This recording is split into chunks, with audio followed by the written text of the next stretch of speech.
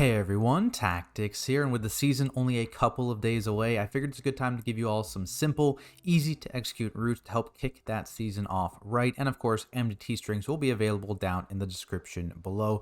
Let me know if any of those do not work. I know MDT has gotten a significant number of updates over the last week, so if one of those links is broken, please leave a comment, let me know, and I will make sure to fix it ASAP. If you're still not totally familiar with the dungeons coming in Season 2, I've got you covered. I have basic guides to every single dungeon coming in Season 2 over on my channel or linked down in the description below. They kind of go through the abilities, interrupts, stops, what frontal cones exist, boss mechanics, and to go alongside that, actually, I've also created a spreadsheet here, kind of displays the same information in written form.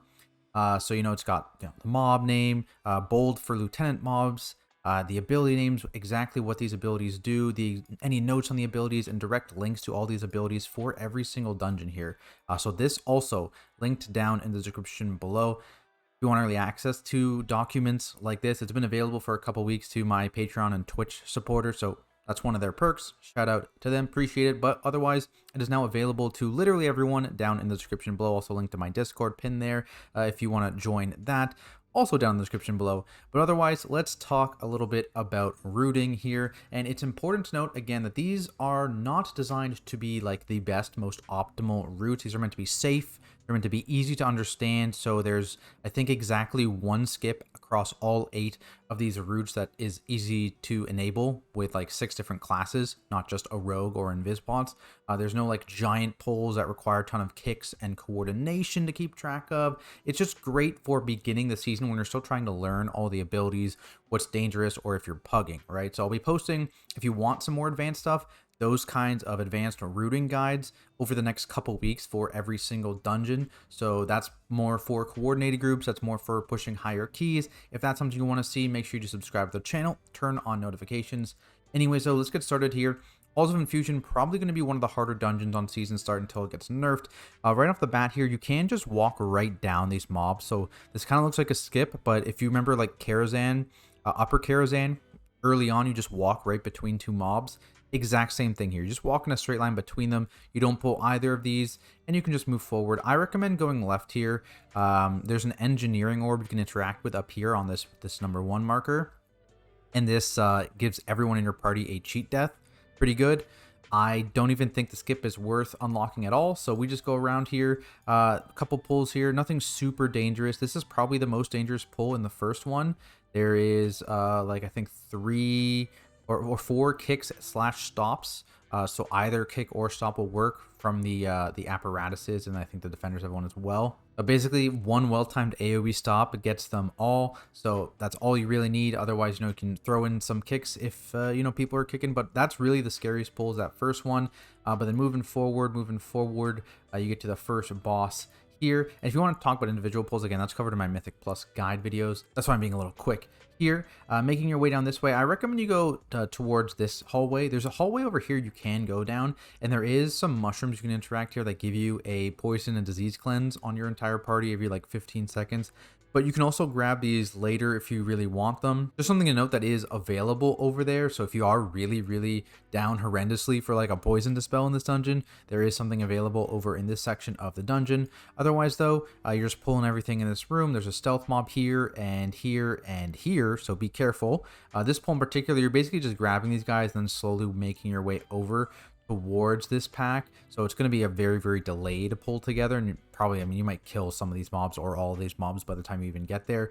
A couple mini bosses at the end here, and then you go to Mr. Frog Boss. Pulling down this way, you never want to pull 2 of these proto dragons at once. They're the most dangerous mob, I think, in the entire dungeon. That's why this separated like this: 1 proto drake, 1 proto drake, and then 1 proto drake over here.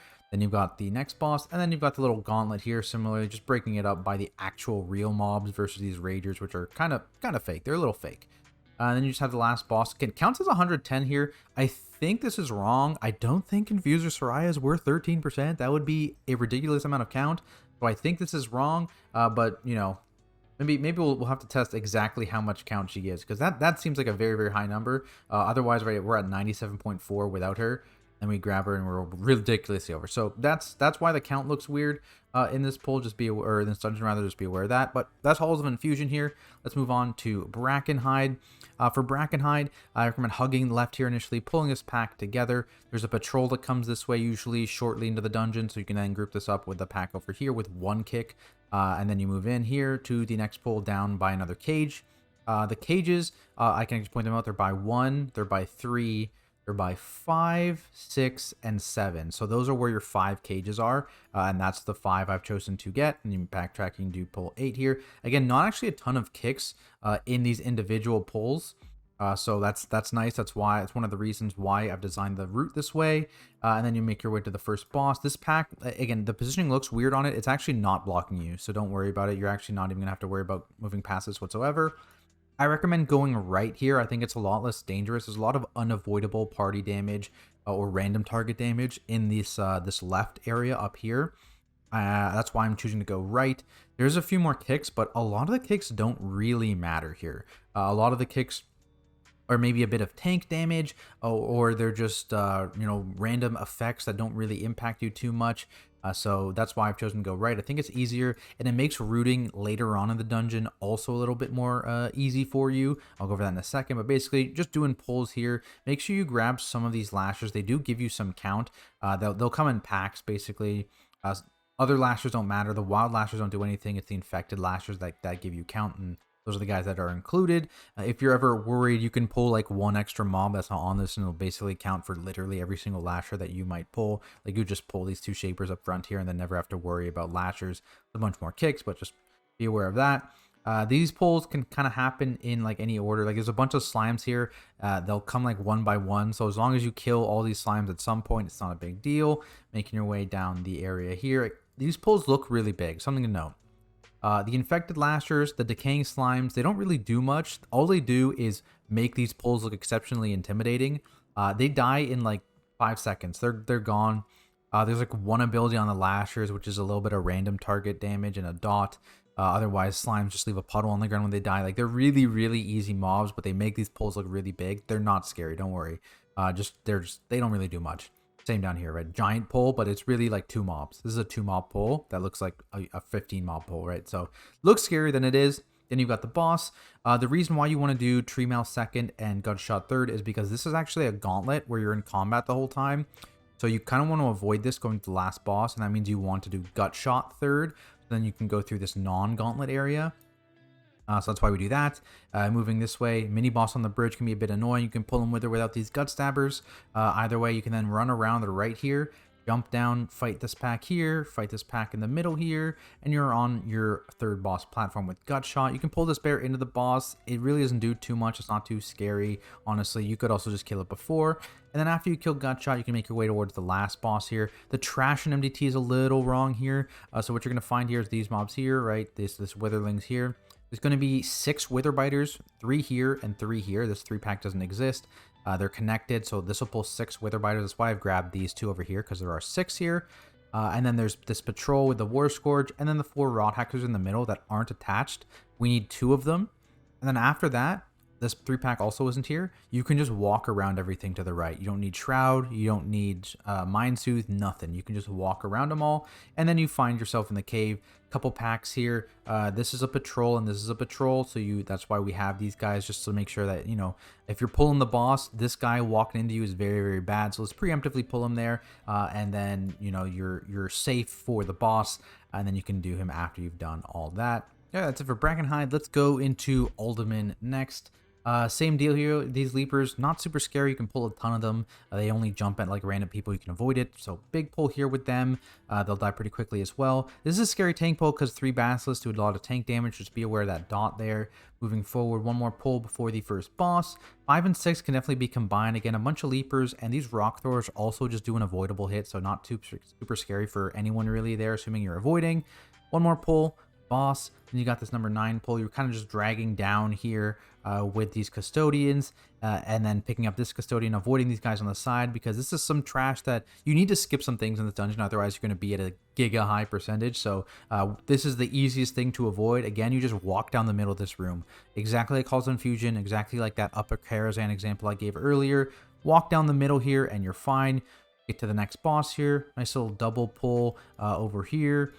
Double pull over here as well. Both are 7 mobs, I believe. Yeah, 7 mobs. So they relatively, like, they're like middling health. There's not a ton of very scary kicks or stops in any of these pulls, really. It's mostly just the weavers have some AoE damage that you'd like to stop, and that's really it. So there's not a ton here you need to focus on.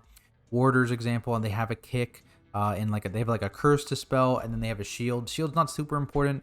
Curse to spell is probably the more important thing. But obviously, if you have a curse to spell in your group, you also don't really care that much as long as you don't let like 3 go off, which I don't even think there's. Are there 3? There might be exactly 3. Yeah, there's exactly 3. So be careful there. Moving down this way, you've got 1 runic protector here. This is the only one in the entire dungeon. It's got that pulsing earthquake damage, so be careful of that. There's pillars here if you need LOS. A bunch of beasties here. Just need to worry about the 3 bats and their cast. Then you have Emberon. Moving down to the vault. You've got a pull here with the Ebonstone Golems. These guys do an individual hit. Again, plenty of places to LOS here if you want to. And similarly, another Ebonstone Golem over here. This is a pull that has... Where's the big scary guy? Where's the big scary guy? Oh, here, Earthen Guardian. The guy that puts a big like circle down that you want to make sure the trash mobs are out of. Double Ebonstone Golem pull here. Use the corners to LOS. Trust me, it's worth it. Couple pulls, couple pulls. Guy's not even in the pull there. Add him. I believe we just subtract that guy. Yeah, that looks right. This is where you start getting to the infinite area. Time Reavers are again the guys that you can LOS to get your stacks off of them. Not super important for these single Time Reaver pulls, but for the double Time Reaver pull, definitely something you want to do for sure. And on single Time Reaver pulls, you'll want to do it on higher fortified keys as well. Master Spell can be very useful here if you have a priest, but even if you have a priest, that double Time Reaver pull, you will need to LOS at some point because that massive haste reduction and dot that you're constantly taking is just rough. So be aware of that. Use the corners here to your advantage, and then you're over at the last boss. Again, we're over by a couple percent here, but we've kind of avoided as many easy to avoid mobs as we can. Obviously, if you're doing a real skip, you can probably do something better than this, but I've tried to avoid that in this route as I explained earlier. Next up, Neltharus. I actually really like this dungeon. So right off the bat here, I'm going to recommend going to Magma Tusk because I think that's where you should Bloodlust, because currently the tuning on that boss is very, very rough. That's a dangerous boss for sure. You've got a couple Wardens here which just have frontals and tank damage. You've got Ore Elementals which just put a shield up on themselves. And then you've got Spine Crushers, only tank damage. The only actual mob you care about is this Pat here, the Thaumaturge. This is the only important mob in this entire wing, so that's what the pulls are designed around. It's making sure you only have like 1, maybe 2 Thaumaturges to worry about. They have a kick only if there's Ore Elementals in the pack, so this one will have a kick, and they have a stop. So this one will have 1 kick, 1 stop. This is a big pull. That's all you care about besides frontals. This pull here has 2 Thaumaturges, but there are no Ore Elementals in this pull, so they only have a stop. So that's why, again, big pulls in this place, but there's not that many kicks. There's not too many stops in each pull, so that's why they're kind of bigger pulls in general. Same deal here, Ore Elementals, Pat into this here, 1 Thaumaturge, so there's 1 kick, 1 stop only. Then you got Magma Tusk. Moving across here, Pack 20 doesn't exist yet. It only comes after you kill all 3 bosses. Phoenixes don't do anything. You can group all this pack up here. Similarly, there's a mini boss that patrols up this way. So a Phoenix, some Phoenixes, a Hunter, and the mini boss. And you can slowly start making your way down. Pull these guys together. Trainees only have like a frontal and a self-enrage. Phoenixes do nothing. Hunters are like avoidable damage mostly. They have a small bleed on a ranged. Bone Tenders have a heal and a small random damage hit. So again, relatively low things you need to worry about in these packs. It's literally just like frontals and 1 kick or stop on the Bone Tender. So really, really nice here. Making your way again, 4-pack right before the boss. Got the boss. And you can take here another 4-pack right after the boss. This is very easy to avoid. This mob's actually much further over to the left here, and this mob's asleep on the right. So you can easily just go between them, grab this pack here, pull it up to the stairs to the other hunter, and then make your way upstairs. You've got a LOS pull here because these guys are casters. 1 pack here. I recommend pulling these 2 lava bearers over towards the mini boss commander because none of these monsters here are really dangerous. These guys have True Sight, of course, and you have to go through them to actually get to the end of the dungeon. So you have to kind of pull them at some point. And so I recommend just cleaving 3 mobs down instead of doing a single pull and a double pull. Moving forward here, you can separate this a lot too. You can also add like 2 lava flares here to this pull as well, because these guys have kicks, of course. Just a random target spam kick. or do them together. Either works. They are relatively low health, so keep that in mind. So you can do either there. Then moving alongside here, one pack here, recommend jumping down and then clearing the 2 trash packs around the boss. These patrols are kind of nasty, so I recommend avoiding them. And then once you kill the boss, you just wait for the patrol to leave, and then you can go up this way. And then you go back towards the very first boss here. Pack 20's there now. Got a scary pull there. You've got another pull down here, which does have 2 Lavamancers in it, by the way. It's not double Warden down here. This is Lavamancer and Lavamancer. So they have a couple kicks, and these are all Lieutenant mobs. But outside of that, that's really it. Just be aware of that Magma Shield. And then you've got the last boss. So again, no real skips in this dungeon at all. Should be relatively easy to execute. I actually really like Neltharus, actually. It's one of my favorite dungeons. Neltharion's Lair.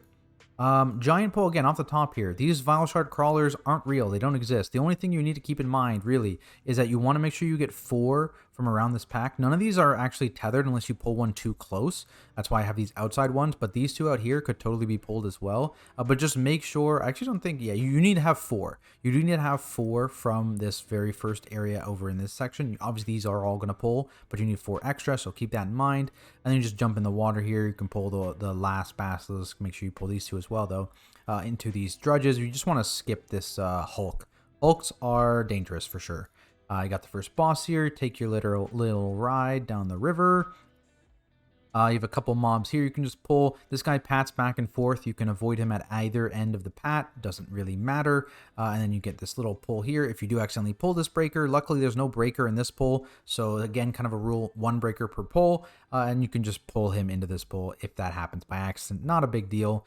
Single breaker pull here. This is a Hulk and that guy's very, very scary, right? Like I mentioned, frontals, very scary. Pulling him alone, lots of tank damage. This can definitely be done in 2 pulls. Just depends how comfortable you are with like kicks and with tank damage. And, you know, with the avalanche plus the Vile Shot Hulk on the tank can be very, very scary. Keep that in mind. But do this in as few or as many pulls as you want in this area. Then you've got the boss. Pulling this pack here. Double pulling in this area, just be aware, 2 worms from the Grub Masters that you'll need to put a stop into. 1 pull here, again, double pulling, not too much. Again, slugs are basically fake mobs. Then you got the boss. Jumping down, you can skirt around here, actually, I believe, like behind all the guys standing here. And go to 16 and avoid this 2-pack and this 1 Dominator. And then just jump down and clear both these Dominators, which are tied to the boss now. So you have to kill them both or do one of those maybe like Noku defensive combat drop things to actually pull the boss without one of them. There's Neltharion's Freehold. This recently did get count changes. So the route here is slightly different than the route I showed in my guide video because they changed count a little bit. Big pull here. Noticeably though, Corsairs are not nearly as dangerous as they were back in BFA. The poison ability is gone. Irontide Enforcer doesn't throw your tank anymore, and the frontal is much easier to see. So that's why I think this pull is going to be a lot easier than it was back in BFA. Anyways though, 2, you can LOS behind this pillar here. 3, you pull these guys, and then whenever this pat gets over here, you add them in as well. Then you got the boss. I recommend pulling this Enforcer onto this pack just because better to kill 5 mobs than 1, and then you can move all the way down here. You're going to pull these 2 3-packs initially. This will pat into you at some point, then you can add that in as well. Then you can walk around either this way or this way, doesn't really matter, and you can pull these 3-packs together here. Clear up some space. There is still a little bit of space in encroaching into your boss area here. That's why I recommend pulling this pack with the bar before the boss, and then you do the boss here. And then you can do 10, 11, 12, 13, 14, 15 here. Watch this patrol. Potentially, you can do this patrol with one of the packs instead and drop this crusher over here. So that's something you can do if this patrol is like really bad. Like this patrol is like walking here to 11 as you're killing 10. Just pull them on with 11. It's not the end of the world.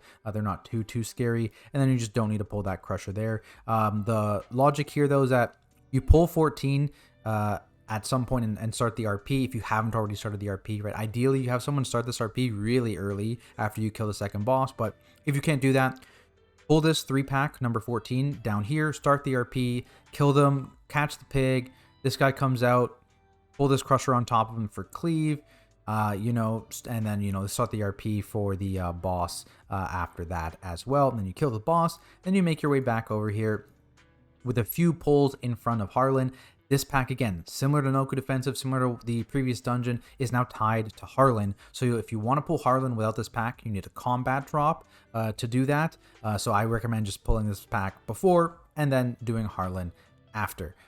We've got the Underrot, another dungeon I'm pretty hyped for. So I took this beginning part pretty slow. You can go faster if you want, just be careful. There's a frontal there, there's a frontal there, and there's plenty of stops with his headhunters and then the kicks with the blood priest. So you can pull these together with cooldowns, whatever. Just be careful. Obviously, there's a lot going on for a PUG group. Note that there is a rotation in this dungeon. So like these double blood matron pack and the headhunter down here, they will sometimes be on the left like they are in MDT, but sometimes they're on the right. So you have to look. So you may be pulling the opposite side here. Regardless, counts the same. Just never pull the side that has the double blood matron. So if it's on the left side, then you'll be pulling this pack, and then this pack will just be over here instead. So just keep that in mind. You're not necessarily always going right. First boss. They made this actually much easier to thread the needle here, but again, this is another skip where you just kind of walk between the packs, but they made it much more lenient. In BFA, again, this was a pretty difficult line skip, but it's much easier on PTR. And then this whole area, the whole name of the game here is basically just one blood swarmer per pull, and then the disease lasher has kicks or stops you need to worry about as well, and so that kind of fills out the rest of the pull. So every single pull here has only a single blood swarmer, so that's kind of how this works. One here, one here, one here, one there, and one there.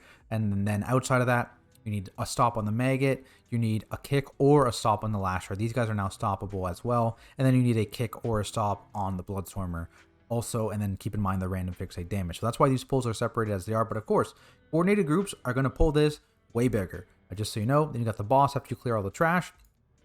This first pack, you can pull it to the first horror. Not a ton of kicks in this anymore. This guy has two different abilities. Both have a cooldown. So you actually can use kicks or stops on him. And then this guy obviously only has a single kick or stop as well. There's a dispel, a magic dispel in this pull, so be aware of that. But this is pretty not too bad to do anymore. This pull here, this one, maybe you separate, maybe you do these two initially, because again, there's a couple kicks on the Defiler there, and then one kick or stop on the Death Speaker, and then this guy has two kicks or stops. So maybe you want to separate these, but you definitely don't want to pull this horror with the two Defilers, because these guys have two kicks each, and they have to be kicks. So there's a lot going on if you pull two Defilers with this horror. So I pulled the one Defiler with the horror instead. I think that's probably better and definitely doable with the changes to the horror mob. So keep that in mind. You can adjust that if you need it.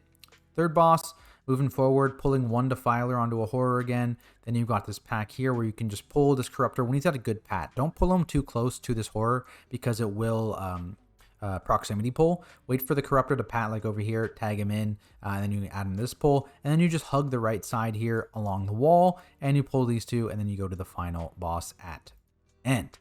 Now, one more dungeon, Vortex Pinnacle. This dungeon's pretty linear. You have to kill almost everything, very reminiscent of Temple of the Jade Serpent, of course. So we're just pulling everything as we go down here, as we go down. Again, single pulling, but if you're coordinated, you're ready to get the kicks, the stops, and you're ready for the magic dispels or whatever. You can double pull, of course. Moving down towards the first boss, I only pull one half of these guys because, again, each guy has a kick. Each guy has a shield they'll put up that does pulsing damage. It can be pretty scary in uncoordinated groups if you're wanting to double pull this, so I just don't. For this pull the two assassins into the boss here, the dragon rather, not the boss. When they die, because they have way less HP, you can add these next two, or you can just add them all at the same time. Up to you if you want to make your life a little easier. Got a new trash pack here. I recommend skipping this next Storm Drake by just pulling these four assassins wherever they are in their pat, killing them, and then walking around on either side of the dragon, pulling this pack, and then going upstairs. Dragons are the scariest trash mob in this dungeon, so skipping one, very, very good. Moving to the last area, it's just individual packs here. This is a pretty scary pack. This is a pretty scary pack, of course, because of the random damage, and this is the one skip I have. So in the very last dungeon here, this pull has two executors. These guys put a stacking health buff on the entire party. Two of them means that actually starts to stack up. It's very annoying. The pack takes forever. They've got a lot of health. They get boosted by the amount of health they have because of the executors. I just recommend skipping this. Plus, look at our count already, and we have kind of skipped everything. Like, you have to do a skip somewhere in this dungeon, but this skip is actually enabled by like a bunch of different abilities, right? So you can just CC this far left adept with Sap, with Mindsuit, with Imprison, with Para Rop to knock it away. You can walk through. Pauline Invis and then Trap Feign are harder to do because the Major Hunter has to CC them, then run through first to be in combat because, of course, it'll not reduce the combat radius. And then the other four players run by to make sure they're away, and then The Major Hunter uses Invis or Feign, so it's a little more involved, a little more room for error in those scenarios, but still doable. And if you don't have any of those, you can still just Invis pot it, right? Pretty easy to execute skip, I think, and I would definitely recommend this. That's why I put this one skip here in all of my routes. I think it's definitely worthwhile. Would recommend it for sure, so that's why it's here. But there we have it, guys. That is simple, easy to execute, PUG friendly route for every single Season 2 dungeon. Hopefully this helped you out. And if it did, make sure you leave a like and subscribe to the channel for more content like it. It's free to do. It really does help me out. As I mentioned earlier, for more advanced routing kind of tips and tricks, I'll be posting videos just like that over the next couple weeks, going over each dungeon and things that can help you time higher key levels. So be on the lookout for those. Again, got to give a shout out to my supporters over on Patreon. Really means a lot. Otherwise, thanks everyone so much for watching, and I'll see you in the next video.